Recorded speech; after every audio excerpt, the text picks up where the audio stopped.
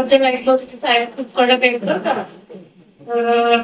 ती वनरक्षक भरती सकाळी 4 पासूनच सुरू व्हायची. सकाळीच 5-6 पासून ते फिजिकल मध्ये चाचणी सुरू असल्यामुळे आमच्याकडे कागदपत्र पडताळणीचं काम होतं आणि त्यांचे नियंत्रण अधिकारी होते त्यावेळेस. तर ते एकदम किचकट आणि असं जबाबदारीचं काम होतं आणि साहेबांच्या मार्गदर्शनाखाली ते उत्कृष्टपणे पार पडलं.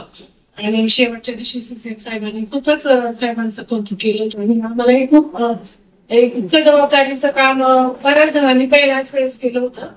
आणि ते काम करताना मलाही खूप आनंद वाटला आणि एक ते पूर्ण केल्याचा आनंद झाला.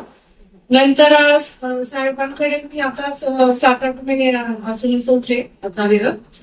तर जसं आधी ऐकल्यामुळे तसा तो इम्पॅक्ट असतो ना मनावर की साहेब खूप कडक आहेत बरं का.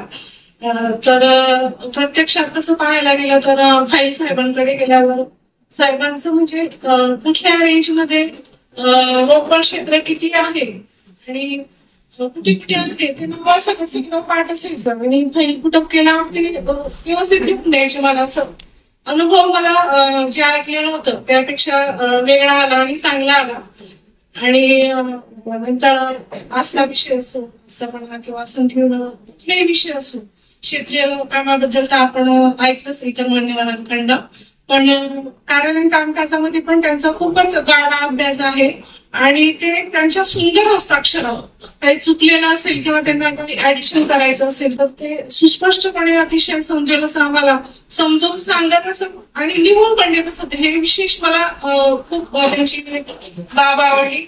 कारण की म्हणजे हे असं करा तसं करा हे वेळेत पाहिजे हा रिपोर्ट आताच द्या असं फक्त सांगून कर्मचाऱ्यांना मार्गदर्शन करतात. पण साहेबांचं अगदी सखोल अगदी लिहून देण्यापर्यंत म्हणजे त्यांचं मार्गदर्शन लाभलं आणि खूपच म्हणजे त्यांच्या मार्गदर्शनामुळे इम्प्रुव्हमेंट पण झाली की फाईल कशी पुटअप करावी आणि पुटअप करण्याआधी त्याचा अभ्यास मांडणीमध्ये ह्या गोष्टी मला साहेबांकडनं खूपच चांगल्या पद्धतीने शिकायला मिळाल्या.